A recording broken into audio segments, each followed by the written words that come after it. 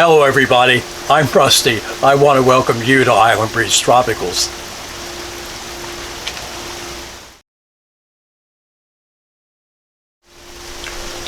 So today we're going to be talking about a plant called Monstera Deliciosa. It's also called Swiss cheese plant. You know I hate common names. This is Monstera. Look at the size of the leaf on this thing. I can't even get it in the frame. We're going to be talking about this leaf and ask the question, how come it has all of these holes in it? So you know what? The sun is shining, the island breeze is blowing. It's time that you and I got growing. Come on, let's talk about Monstera leaves. So Monstera Deliciosa, okay, Swiss cheese plant if you want,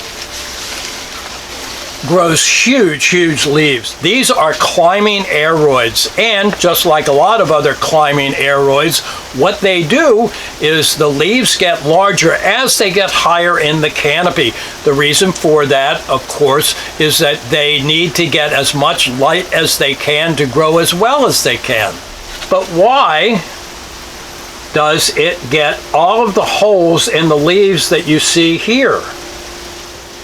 So these holes are called fenestrations. See them? Look at all of that. And that's where they get that common name Swiss cheese plant.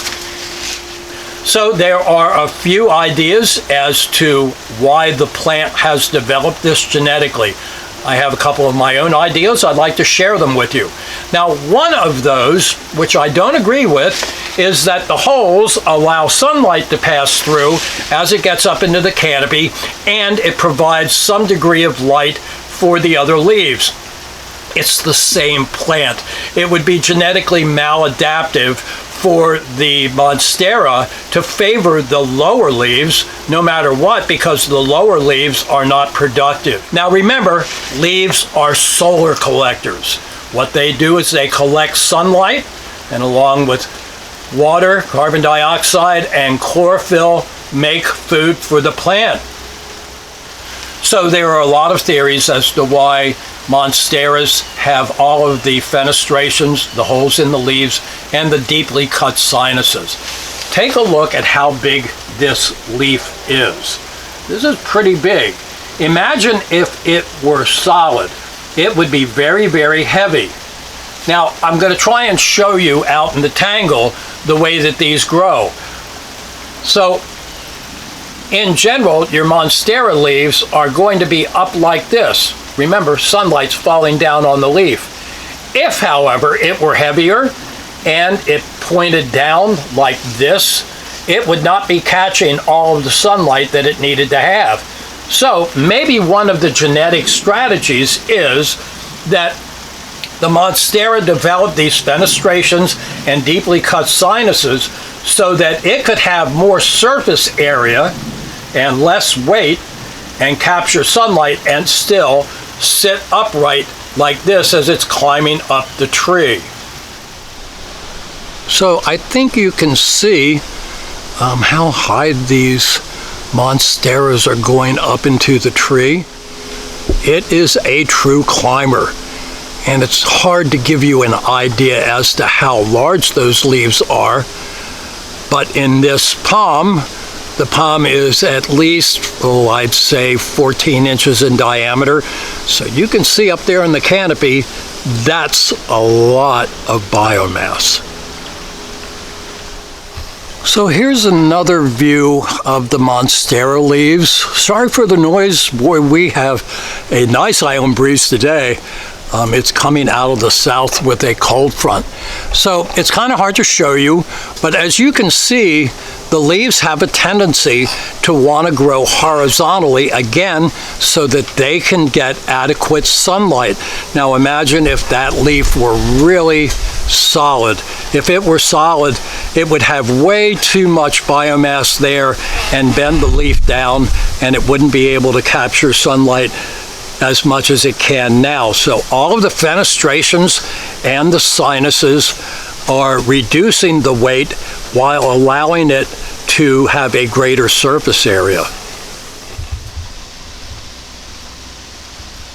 Okay, so it's a cloudy day and I've got the lights on, and let's hope that there's not too much glare on this leaf. But this shows you all of the sinus, which is this right here. The sinus is in between two lobes. This is a lobe and that's a lobe. Here's one up here. That's the sinus of the leaf. And here are fenestrations, and that's what all of these holes are. So all of these holes are reducing weight in this leaf while still allowing greater surface area to capture sunlight. So another theory is that all of these fenestrations and deeply cut sinuses in here actually help to channel water away. Because of the surface tension of the water, it will hit this ridge right in here, and as it does so, it will drip down. Now, the leaf would be like this. It's a little hard to hold it so that you can see it. So imagine water dripping down here, and all of the water, remember it's rain, so you have this great big sheet of water hanging down. Well, when you have these fenestrations in the leaf like this, what the water will do is it will hit this and drop down the back of the plant, or come down here and hit the sinus and then drain off before a whole sheet of water can come down here and bend the plant down. It's not so much for drainage because it passes through. It just collects the water and makes it so the water will drip from those points. Now you would think with all of these fenestrations, all of these holes and the deeply cut sinuses, that the wind would just tear this leaf right up. But my good friend Mike showed me something, and I don't know if I can show it to you here, but if you take a look, this edge is bent this way, and all of the edges are bent. There, I think you can see it now. And what that does is it adds strength to this particular fenestration. So I think you can see this really small edge right here. And what that does is it makes it so that this fenestration is not going to rip and tear. So the Monstera has another adaptation, and that is in the petiole, and that is the stem that comes out. That's what this is, and attaches to the leaf. And if you take a look, it has structural capability there. So it has developed a structure here which adds strength to it so that it doesn't bend. This is all about this leaf collecting sunlight and sitting flat and horizontal so that it can capture as much sunlight as it can. I think it's really cool. So anyway, guys, that's it. I hope you enjoyed learning about Monstera Deliciosa. Now, Monstera is a fairly large genus. It has a lot of different species and cultivars in it. You might want to try those. If you live up north, you can too, and you can grow them as houseplants with leaves about this big inside. And you can take them outside during the spring and the summer and early fall and put them on your deck or patio, generally in a shady spot. They generally do not want to have full blazing sun on them, and they'll grow just fine for you, just like they do outside for me here in the tangle. So no matter where you are, I hope your sun is shining. I hope you have an island breeze blowing. I know that you should keep growing, have some fun. Thanks for stopping by, and we'll see you next time.